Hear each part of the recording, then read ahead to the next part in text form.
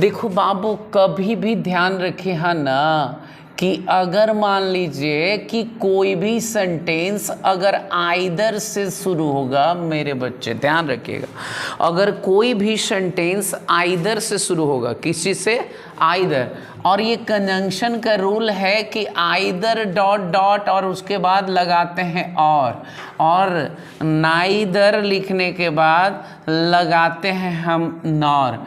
तो बच्चा एक चीज़ इसमें खासियत है, कैसे समझेंगे कि आपको सिंगुलर यूज करना है कि प्लूरल, तो एक कंडीशन समझिएगा जो मैं आपको बता रहा हूँ।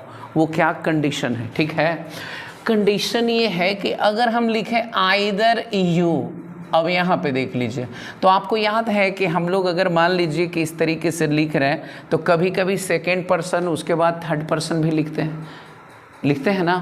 कभी कभी इस तरीके से होता है कि 231 का फार्मूला यूज करते हैं, यानी फिर हम क्या लिखते हैं तो थर्ड पर्सन और फिर फर्स्ट पर्सन लिखते हैं ना। अगर दो हम कहे कि आइदर यू और राम, तो अब हमको यहाँ पे देखना है कि क्या, अब यहाँ पे मैंने लिखा, ठीक है ना, कि अगर मान लीजिए कि 231 का फार्मूला हम अगर यूज करते हैं तो वो तो होता है कि जस्ट उसके बाद एक के बाद एक माने कॉमा दे करके हम लोग यूज करते हैं। ये तो जोड़ने की बात बता रहा है कि कैसे हम लोग जोड़ेंगे।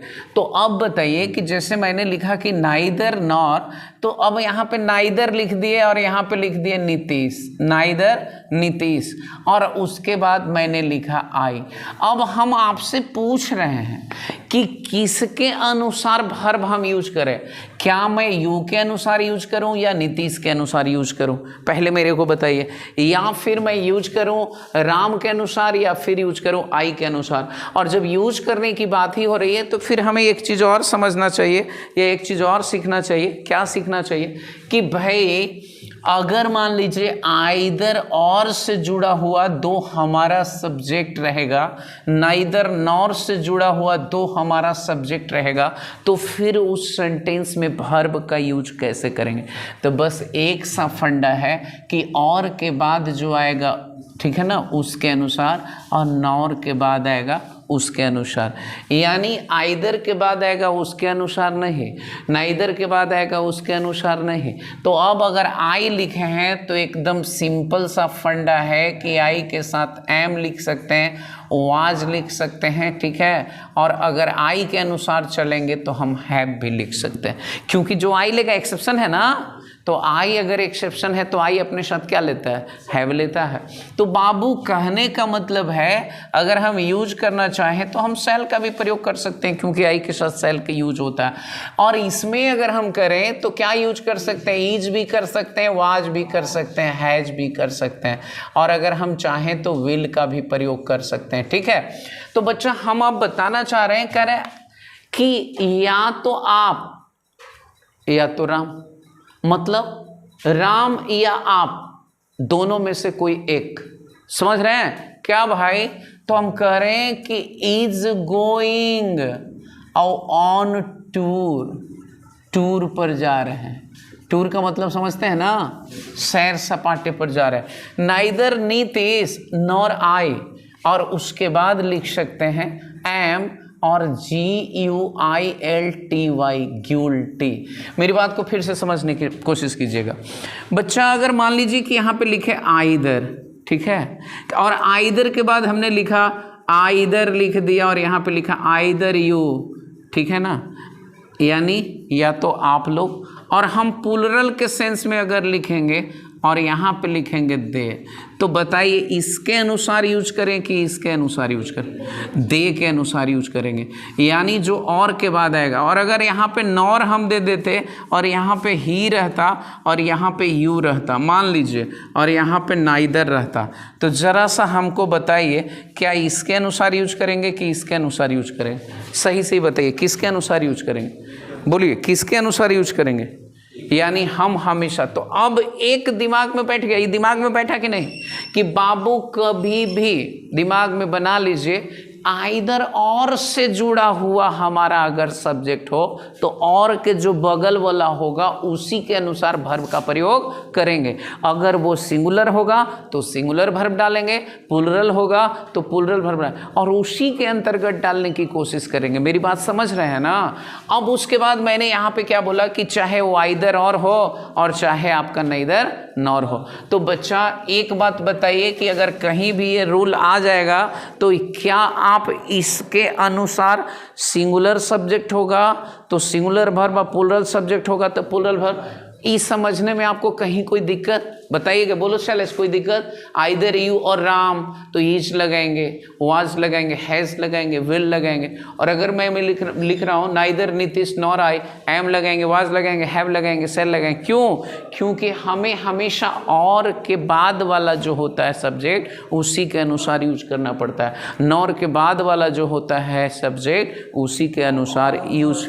बोलिए और बोलिए। और मतलब नोट नहीं रहेगा तब जुड़ा तब कहाँ पे बच्चा बोलिए? ओ अच्छा ये नहीं रहेगा।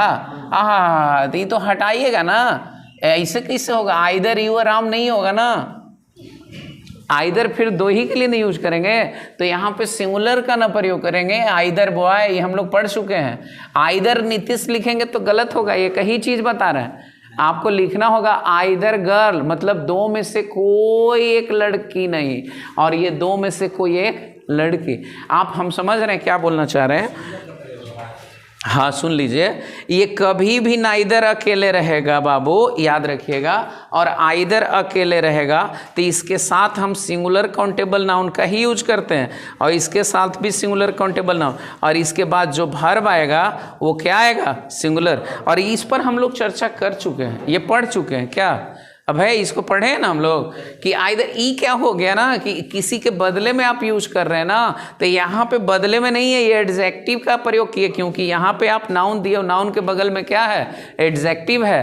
तो एडजेक्टिव है तो आप लगा रहे हैं क्या चीज़? ये नाउन है तो नाउन तो सिंगुलर है तो क्या लेगा? Singular verb. और ये है अच्छा एक मिनट, जैसे मान लीजिए कि हमने बोला गुड बॉय, तो अब हम गुड बॉय अगर बोलेंगे तो बच्चा ए गुड बॉय तो हमको लिखना पड़ेगा क्योंकि बॉयज लिखे हैं। लेकिन जैसे ही इसको हटाएंगे और गुड बॉयज बोलेंगे तो चलिए बताइए ये वाला क्लियर है? आगे बढ़े हैं। एक तो पैटर्न आपका क्लियर होना चाहिए आइदर का। अब चलिए एक बार पूछ लेते हैं, बोलिए आइदर अगर और से दो हमारा सब्जेक्ट जुड़ा हुआ रहे तो बताइए जो हम वर्ब यूज करते हैं किसके अनुसार? हाँ, जो हमारा सेकेंड वाला होता है यानी और के बगल वाला और नॉर के बगल वाला। लेकिन अगर यही आइदर के साथ कोई नाउन आ जाएगा तो सिंगुलर काउंटेबल नाउन लेगा। और अगर मान लीजिए कि नाइदर के साथ कोई नाउन आ जाएगा तो वो भी सिंगुलर काउंटेबल नाउन। और जब सिंगुलर काउंटेबल नाउन आता है, हमारा सब्जेक्ट कौन होता है? नाउन है ना। सब्जेक्ट तो हमारा नाउन होता है और सब्जेक्ट हमारा क्या होता है? प्रोनाउन होता है। तो भाई हम क्या करेंगे? तो सिंगुलर है तो सिंगुलर वर्ब, प्लूरल है तो प्लूरल वर्ब, यही ना हम देने की कोशिश करते हैं। तो अब हम लोग जो है जरा समझने की कोशिश करेंगे बाबू आगे। जैसे देखिए मान लीजिए कि एक ऐसे है जो क्वेश्चन होता है नॉट ओनली लिखा हुआ है और यहाँ पे फिर से बट ऑल्सो लिखा हुआ। एक फंडा जरूर समझिएगा, जैसे ही ये देता है तो कहता है कि बाबू कुछ जोड़ो और जैसे ही ऐसे देता है तो कहता है बाबू कुछ जोड़ो, मतलब लिखो। तो नॉट ओनली और डॉट डॉट बट ऑल्सो, इसका हिंदी होता है केवल नहीं बल्कि भी। अनंत प्रकाश करें केवल नहीं बल्कि भी। तो कहे कि नॉट ओनली राजू, ठीक है, not only Raju, not only के बाद मैंने क्या दिया? राजू, बट ऑल्सो, ठीक है ना, हिज फ्रेंड्स। अब बाबू हमको यहां प्रॉब्लम हो रहा है, ठीक है ना। Have eaten. अब हम आपसे पूछना चाह रहे हैं, केवल राजू ही नहीं बल्कि उसके दोस्त लोग भी खाना खा चुके हैं। तो ईटन फूड या टेकन फूड भी आप लिख सकते हैं, कोई प्रॉब्लम नहीं है। तो अब हम बताएं तो यहाँ पे जो मैंने लिखा तो ये क्यों हैव का प्रयोग किया? क्यों किया? क्योंकि जिस तरीके से आप आइदर और में और के बाद वाला सब्जेक्ट सेकेंड सब्जेक्ट के अनुसार यूज कर रहे थे, उसी प्रकार से नॉट ओनली और बट ऑल्सो में बट ऑल्सो के बाद वाला जो होगा उस सब्जेक्ट के अनुसार यूज करेंगे। अगर मान लीजिए कि यहाँ पे लिखते नॉट ओनली के बाद राजू और राजू के अनुसार लिखते तो आपको यहाँ लिखना पड़ जाता है नहीं। एक मिनट, इतना तो दिमाग में बैठा ही सकते हैं ना बाबू कि अगर मान लीजिए, सुन लीजिए कि अगर मान लीजिए कि आइदर और से सब्जेक्ट जुड़ा हो तो और के बगल वाला जो सब्जेक्ट होगा और जो वर्ब वो अपने अनुकूल लेगा उसी को यूज कीजिएगा। नाइदर नॉर में भी वही कीजिएगा, नॉर के जो बगल वाला होगा उसके अनुरूप। और ध्यान रखिएगा कि नॉट ओनली और बट ऑल्सो होगा तो नॉट ओनली और बट ऑल्सो में भी वही रूल यूज करेंगे, जो बट ऑल्सो के बगल वाला होगा वही हमारा सब्जेक्ट का काम करेगा। बाकी पहले वाला सेंटेंस तो क्लियर ही होगा, समझ रहे हैं। और अगर मान लीजिए कि ऐसा कुछ नहीं हुआ, आपके दिमाग में चल रहा होगा कि कहते कि not only Raju is drinking, केवल राजू नहीं, फिर राजू के साथ तो ई जोड़े तो यहाँ पे डॉट रहता अगर मान लीजिए, तो फिर तो राजू के अनुसार। मेरी बात समझ रहे हैं? अब चलिए ठीक है, वो पूछने के लिए दो तरीके से पूछ सकता है। मान लीजिए कह रहे हैं not only Raju has taken food, तो मैंने बोला नॉट, देखिए मैंने बोला नॉट ओनली राजू, ठीक है, इज फॉल्टी। अब देखिए मैंने ऐसे लिख दिया नॉट ओनली। अब बताइए कि इसके बगल में ये है तो ये अपना किसके अनुसार लेगा? अब यहाँ पे फिर हम लिखे यहाँ पे बट ऑल्सो और लिखे कि गुलशन। अब लिख रहे हैं कि but also Gulshan, not only Raju is faulty but also Gulshan is faulty. अगर नहीं दोहराएंगे तो हम कुछ भी छोड़ देंगे। Not only Raju fill in the blanks faulty but also Gulshan, तो मेरा हो गया, देखिए केवल राजू ही दोषी नहीं है बल्कि गुलशन भी। ये तो अपने अर्थ दे देता है ना, हम थोड़ी ना अर्थ ले रहे हैं। एक मिनट, केवल राजू ही नहीं बल्कि उसके दोस्त भी खाना खा चुके हैं। तो एक मिनट, हमको चाहे ई राजू अगर यहाँ पे अगर कुछ चाहिए होता तो हम राजू के बगल में कुछ यूज करते ना, लेकिन हमको तो केवल राजू को बोलना था कि केवल राजू ही नहीं बल्कि उसके दोस्त लोग भी खाना खा चुके हैं, तो वहाँ पे हम क्या यूज कर देंगे? सिंपल सी बात है। तो अगर मान लीजिए कि वर्ब की ज़रूरत राजू को होगा तो राजू अपने अनुसार ले लेगा, और अगर मान लीजिए कि वर्ब की ज़रूरत किसको होगा, फिर से समझिएगा, वर्ब की ज़रूरत अगर बट ऑल्सो का होगा तो बट ऑल्सो के बगल वाला जो सब्जेक्ट होगा तो उसके अनुसार यूज कर देंगे, ठीक है। लेकिन अगर मान लीजिए कि आपके दिमाग में एक बात और आ रही होगी कि यार सर तो आइदर वाला में ना किए, तो सर कर सकते हैं। कैसे? तो जब कह रहे हैं कि आइदर ही इज फॉल्टी और यू आर फॉल्टी, तो सर एक मिनट फिर से समझा रहे हैं। आइदर, अब आपको तो मैंने बोला था जोड़ने के लिए, तो हम एक चीज़ पूछें, कंजंक्शन क्या क्या जोड़ सकता है? फ्रेज को ना। कंजंक्शन क्या जोड़ सकता है? शब्द को ना। कंजंक्शन क्या चीज़ को जोड़ सकता है? वाक्य को ना। तो कंजंक्शन है तो वाक्य नहीं जोड़ेगा बाबू, तो आइदर है तो वाक्य नहीं जोड़ सकता है। कह रहे हैं, ठीक है ना, कि आइदर ही इज फॉल्टी, ठीक है, और यू आर फॉल्टी। मतलब क्या हुआ? मतलब क्या हुआ कि या तो वह दोषी है और नहीं तो आप दोषी हो, यानी दोनों में से कोई एक दोषी है तब आइदर। और कहे neither he is faulty nor you are faulty, न तुम दोषी हो और न वह दोषी है। लेकिन अगर हम शॉर्ट में लिखें, एक ही चीज़ वो फॉल्टी फॉल्टी दो बार ना हो गया जी, तो फॉल्टी फॉल्टी को कहले दोहरा है, आप कॉमन नहीं ले सकते हैं। तो मैंने कह दिया आइदर ही हो और ही इज फॉल्टी, मतलब या तो तुम दोषी हो और नहीं तो वह दोषी है। मेरी बात समझे कैसे टूटता है? तो बाबू हम जोड़ना चाहेंगे तो हम इसमें क्या जोड़ सकते हैं, यानी शब्द को भी, फ्रेज को भी, वाक्य को भी और शब्दों को भी जोड़ सकते हैं। तो जिस तरह देखो एक बार बता रहे, grammar according to condition, according to environment create किया जाता है। अगर हम रोटाफिकेशन करके कोई भी चीज़ सीखते हैं तो प्रॉब्लम होता है। लॉजिकली रीजनिंग समझने की कोशिश करो। एक ही चीज़ अगर हम रट जाते हैं कि not only Raju but also his friends, तो मुझे लगेगा कि यहाँ सेंटेंस नहीं होगा। क्यों नहीं होगा? आप पढ़े क्या? आप क्या पढ़े? जो शब्द और वाक्य को जोड़ता है वो कंजंक्शन है ना, तो शब्द को जोड़ता है, फ्रेज को नहीं जोड़ता है, क्लाउज को नहीं जोड़ता है। तो जोड़ने का काम तो किसी भी चीज़ को कर सकता है। तो चलिए अभी तक जो हमने सीखा, आइदर अगर होगा तो आइदर नहीं समझे, केवल सब्जेक्ट होगा तो वो सब्जेक्ट तो सब्जेक्ट हो गया, लेकिन बगल में अगर और आएगा तो वो अपने अनुसार लेगा। अगर नाइदर होगा तो नॉर अपने अनुसार लेगा, लेकिन पूरा सेंटेंस होगा तो फिर अपने अनुसार नहीं लेगा, बल्कि आइदर के बाद वाला जो होगा वो अपने अनुसार लेगा और नॉर के बाद वाला जो होगा वो अपने अनुसार लेगा।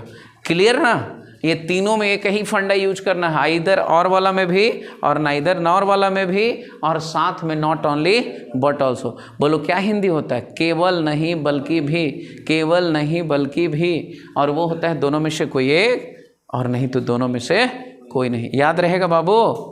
याद रहेगा? अब इसमें कोई तर्क देना है तो आप हमसे पूछ सकते हैं, पूछ लीजिए। हाँ, ये जैसे मैंने बोला ईज लगा दीजिए। देखिए मैंने लिखा नॉट ओनली राजू, अब एक बाद अगर आर लगाएंगे तो आप सही मानिएगा, राजू के साथ आर लगेगा, तो यहाँ पे आपने कह दिया कि Raju is faulty. But also Gulshan, तो गुलशन इज फॉल्टी, तो फॉल्टी फॉल्टी दो बार ना हो गया। तो आप बतिया तो यही बताना है, केवल राजू दोषी नहीं है बल्कि गुलशन भी, तो बल्कि और भी तो दे दिया, बल्कि और ऑल्सो भी, गुलशन भी, तो काम तो हो ही गया। तो मुझे तो ज़रूरत नहीं पड़ी, तो जहाँ पे ज़रूरत पड़ी राजू के लिए तो राजू के लिए वर्ब को दे दिए, और अगर मेरे को ज़रूरत पड़ता गुलशन के लिए तो गुलशन को यूज कर देते हैं। ठीक है? और अगर मान लीजिए कि यू रहता तब क्या कहते हैं? हाँ, तो अब यहाँ पे कह दीजिए, अब ऐसे इसको नहीं मिटाइए, यहाँ लिख दीजिए नॉट ओनली यू, और उसके बाद यहाँ पे फिल इन द ब्लैंक्स, और फिर लिख दीजिए फॉल्टी, और कोई दिक्कत नहीं है। अब बट ऑल्सो लिख दीजिए, और उसके बाद लिख दीजिए क्या भाई? गुलशन। तो अब बताइए कि गुलशन के लिए हमको तो कुछ देने की ज़रूरत नहीं है ना, यहाँ पे यू है तो यू के अनुसार क्या दीजिएगा? आर। तो ये बदल गया कि नहीं? तो जो सब्जेक्ट होगा, अरे भैया जैसा सब्जेक्ट होगा वैसा वर्ब होगा, बस इतने तो दिमाग लगाना है। हम एक एक तो फार्मूला पढ़ रहे हैं, सिंगुलर सब्जेक्ट सिंगुलर वर्ब, अब प्लूरल सब्जेक्ट प्लूरल, और क्या पढ़ रहे हैं? इतना ही ना पढ़ रहे हैं। यहाँ पे कैसे रहेगा मेरे बाबू, कैसे रहेगा? कोई सेंटेंस का लॉजिक दोगे तब ना। आप कुछ बताओ हमको, ऐसे कैसे रहेगा? वाक्य का अर्थ जैसे लेगा, यहाँ पे देखो केवल नहीं बल्कि भी से थोड़ी ना अर्थ निकलेगा। ये देता है केवल नहीं बल्कि भी, अगर बैठता है सेंटेंस तो बैठाइए, और नहीं बैठता है तो उसको छोड़ दीजिए। फिर दूसरा भी तो कंजंक्शन आपके पास है, कोई दूसरा कंजंक्शन यूज करेंगे ना। अब तुम यहाँ पे मान लीजिए कि कुछ बोलना चाह रहे हो तो आप बोलो, क्या यूज कर दें? सेंटेंस तो आप बताइए ना मेरे को। जैसे ऐसे डायरेक्ट मान लीजिए रिप्लेस कर दिए तो थोड़ी ना कुछ होगा।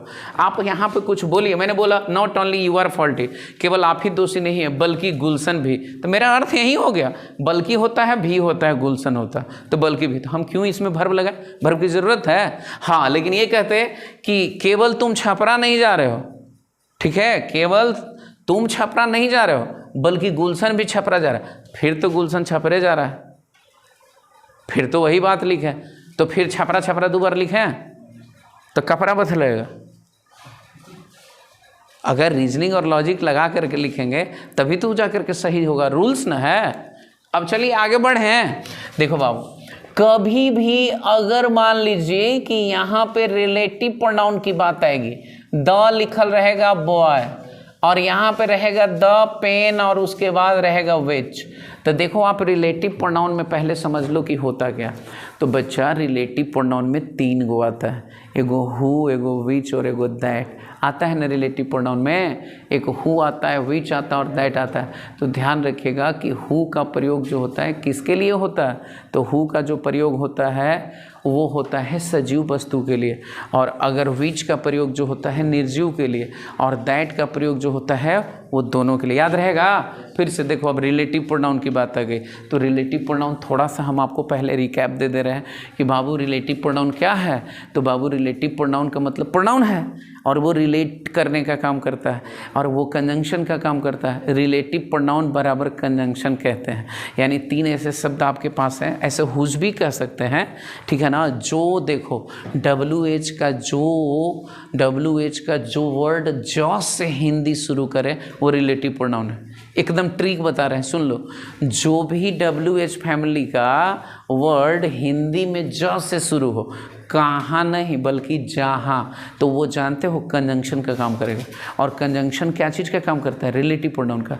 यानी रिलेटिव प्रोनाउन बराबर कंजंक्शन कहते हैं। तो कैसे रिलेट करेगा जरा देखिएगा, एक सेंटेंस से काम नहीं चलेगा। तो बाबू देखिए द बॉय फिर लिख रहे हैं और यहाँ पे लिखे बॉयज, और द पेन यहाँ पे लिख रहे हैं और यहाँ पे अब लिखे पेन्स।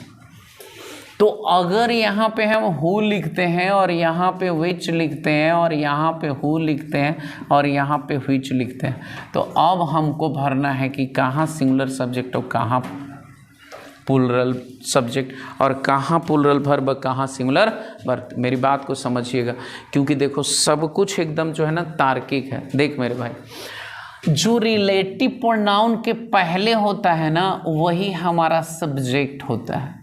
रिलेटिव प्रोनाउन के जो पहले होता है ना वही हमारा सब्जेक्ट होता है। रिलेटिव प्रोनाउन के पहले होता है वही हमारा सब्जेक्ट होता है। रिलेटिव प्रोनाउन के जो पहले होता है वही हमारा क्या होता है? सब्जेक्ट होता है। तो अब हम एक चीज़ बताने की कोशिश करेंगे। क्या बताने की? ज़रा ध्यान दीजिएगा कि बाबू द बॉय कह रहे हैं, ठीक है ना, बॉय इज प्लेइंग। तो अब हम इज क्यों लगाए, मेरे को ज़रा समझाएंगे? और क्या अर्थ हो गया? माने इतने पर जो लड़का खेल रहा है बस हो गया कंप्लीट। अब यहाँ पे हमको कुछ लिखना होगा। क्यों? क्योंकि the boy who is playing एक सेंटेंस ये अपना ले लिया, कह रहे हैं कि इज माई सन, जो लड़का खेल रहा है मेरा बेटा है। अब द बॉय के साथ जोड़ के देखिए इज माई सन, तो एक तो हु इज हो गया प्लेइंग और एक जरा सा देखिए, लेकिन यही चीज़ कहते तो फिर बदल जाता। क्यों? क्योंकि दोनों देखो यहाँ पे हु लिखे तो ये सिंगुलर सब्जेक्ट है ना, ये क्या है? सिंगुलर सब्जेक्ट ना, ये क्या है? सिंगुलर सब्जेक्ट ना, और ये क्या है? Plural subject. तो सर जी मैंने बताया कि हु का प्रयोग किसके लिए होता है? हु का प्रयोग सजीव वस्तु के लिए होता है और विच का प्रयोग निर्जीव के लिए। अब एक में लॉजिक लगाइएगा तो लॉजिक थोड़ी नहीं लगेगा। हु का प्रयोग सजीव के लिए और विच का प्रयोग निर्जीव के लिए। जहाँ पे आएगा वो यूज कीजिएगा, और दैट का प्रयोग दोनों के लिए। अगर दैट रहेगा तो दोनों यूज कर लीजिएगा। ये तो लॉजिक थोड़ी नहीं, ये तो रूल्स है और रूल्स को आपको फॉलो करना है। तो मैंने लिखा क्या कि the boy who is playing, ठीक है ना, the boy who is playing is my son. लेकिन ये बोले the pen which is blue, क्यों मैंने लिखा इज माइन, जो कलम। अब देखिएगा फिर द पेन यहाँ पे हो गया और इज माइन यहाँ पे हो गया। अब फिर लिखे विच इज ब्लू, और किसके अनुसार लिखे? पेन के अनुसार। लेकिन बाबू अब हम आपका इसका प्रकृति, जो लड़का खेल रहा है कि खेल रहे हैं, तो हु आर प्लेइंग कि हु इज प्लेइंग। अब बताइए कि जब हम बोलेंगे कि द बॉय, तो जब इसके अनुसार हम लगाए इसके पहले वाला, तो जब इसके बाद भी ले जाएंगे तो क्या लिखेंगे? आर ना लिखेंगे ना। अब यहाँ पे अगर लिख रहे हैं the pen which is blue की आर ब्लू, अब यहाँ पे लिखेंगे एडजेक्टिव में तो एस नहीं लगाएंगे। इसके अगर ये बोले, ठीक है ना, वे लोग अच्छे हैं तो दे आर गुड है ना बोलेंगे कि गुड्स बोल देंगे। अगर गुड्स बोलेंगे तो गुड्स माने सामान या वस्तु हो जाएगा, मीनिंग चेंज हो जाएगा ना। तो बाबू अब हम एकरा में कहाँ तक पहुँचे पहले बताओ। मैं केवल इस मुकाम तक पहुँचा कि रिलेटिव प्रोनाउन आरपी इसको बोलते हैं, और अगर रिलेटिव प्रोनाउन है तो रिलेटिव प्रोनाउन के पहले जो वर्ड यूज होता है उसको देखना है कि सिंगुलर सब्जेक्ट है या फिर प्लूरल सब्जेक्ट है। अगर सिंगुलर सब्जेक्ट है तो हम साथ में सिंगुलर वर्ब का प्रयोग करेंगे, और प्लूरल सब्जेक्ट रहेगा तो प्लूरल। और मैंने बताया कि हु का प्रयोग किसके लिए करते हैं? सजीव के लिए। विच का प्रयोग निर्जीव के लिए। तो कलम अगर 1 मिनट मेरे को एरर में देना रहता, कॉमन एरर, गलती, तो यही माइंड लगाना होता है। कॉमन एरर इसी को बोलते हैं। द बॉयज लिखते हैं उसके बाद लिखते हैं विच आर प्लेइंग। तो अगर आपके पास दिमाग है तो पहचान लीजिए, और नहीं दिमाग है तो आप नहीं पहचान पाइएगा।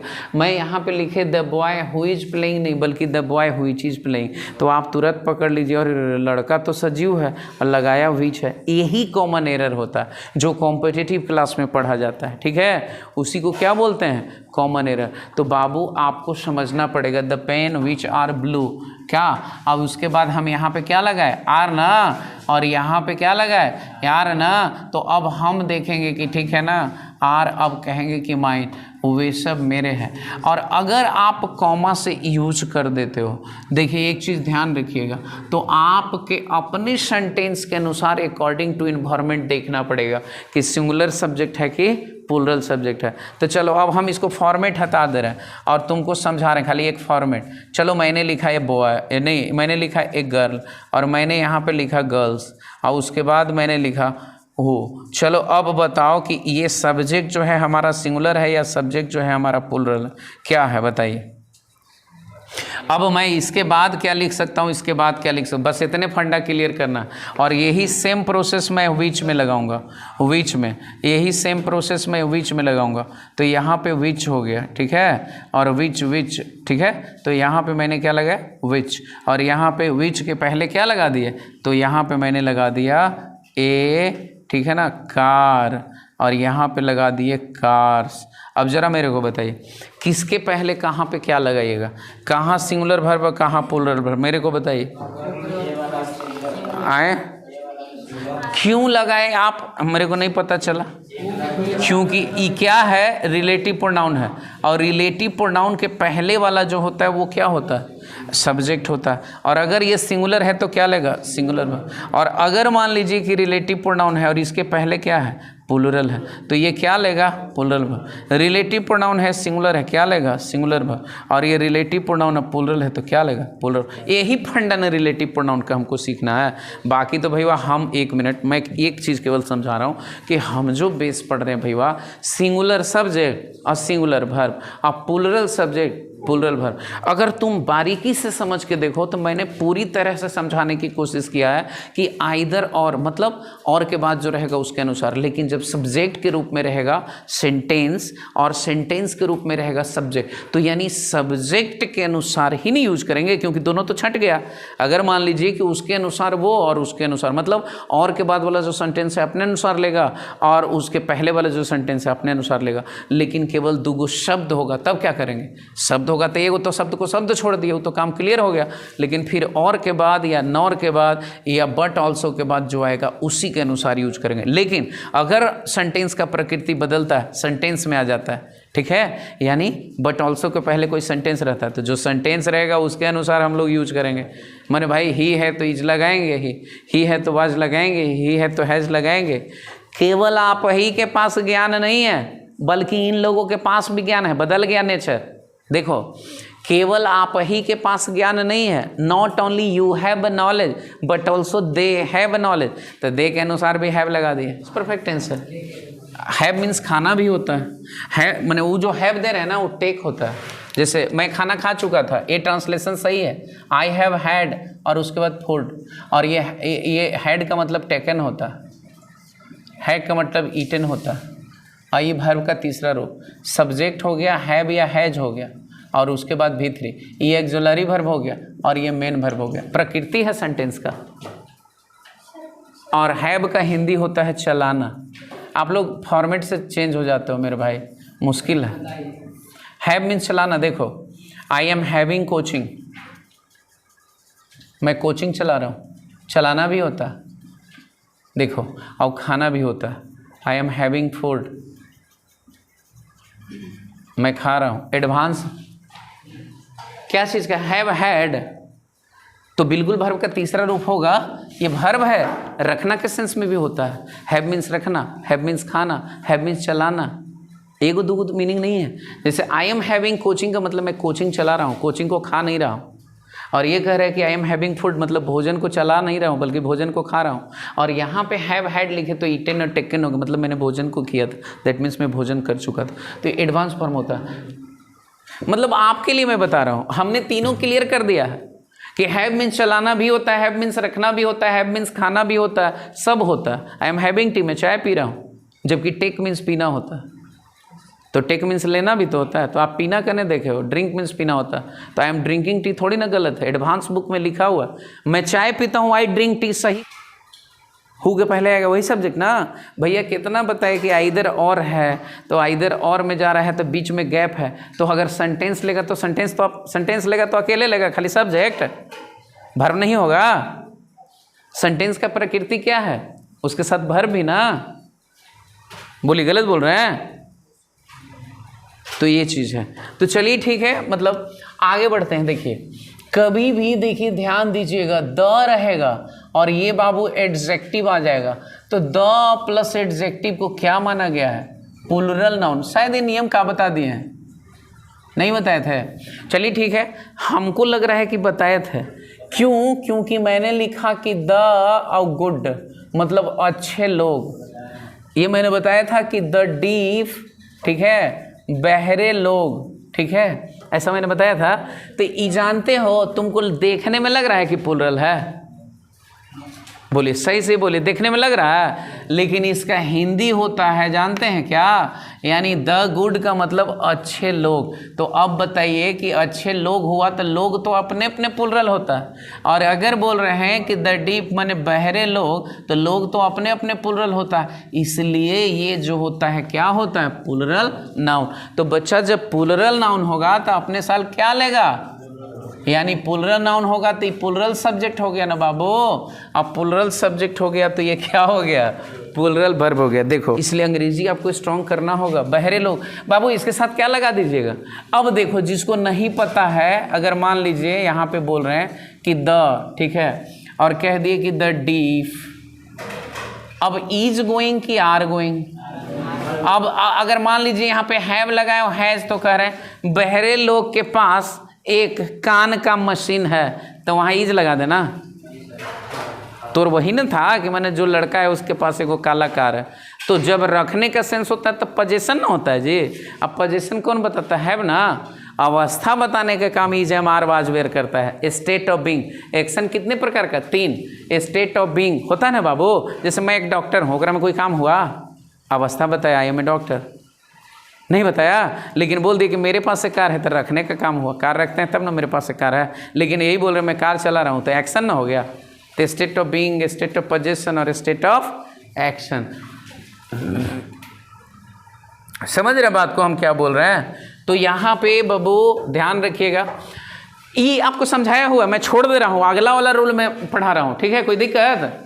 देखिए बोलो, अब है द गुड रहेगा तो सिंगुलर मानोगे कि प्लूरल बाबू, और ये द डीफ रहेगा तो द प्लस कहीं भी आप देख लीजिएगा। द बैड का हिंदी बताओ तो अब है क्या होगा, बोलो शैलेश क्या होगा, द बैड का हिंदी बताओ। हाँ, अरे बूढ़े लोग नहीं बाबू, हाँ बुरे लोग होगा। क्यों? क्योंकि मैंने बताया कि ये प्लूरल नाउन का काम कर जाता है, तो बुरे लोग अगर बोल रहे हैं तो प्लूरल वर्ब लेगा ना।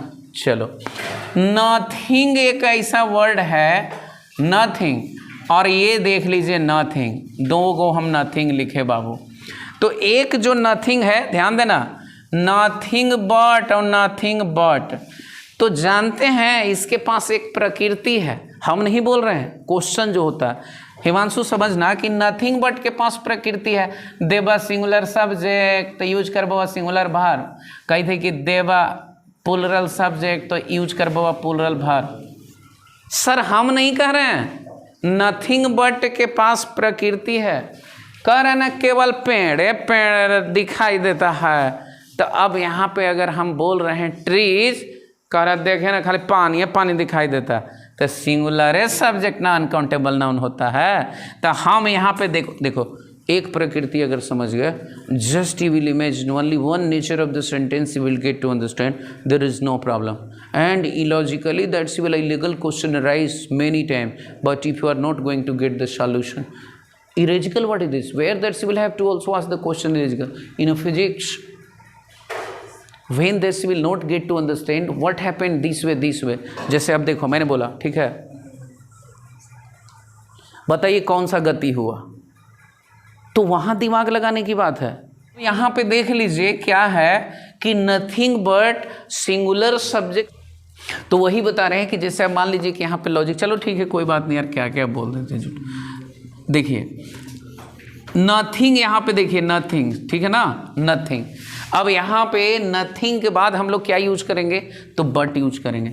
अब बताओ ना, यहाँ पे कहना था लेकिन कुछ नहीं, तो अर्थ ऐसा होगा, नहीं, स्ट्रक्चर का पैटर्न है नथिंग बट वाटर, और यहाँ पे भाई इज सीन पैसिव में, ठीक है, बीइंग सीन दिखाई दे रहा है और देखा जाता है, तो पैसिव में क्या बनाते हो? अच्छा बोलो, आपको पीटा जाएगा, ट्रांसलेशन बनाओ।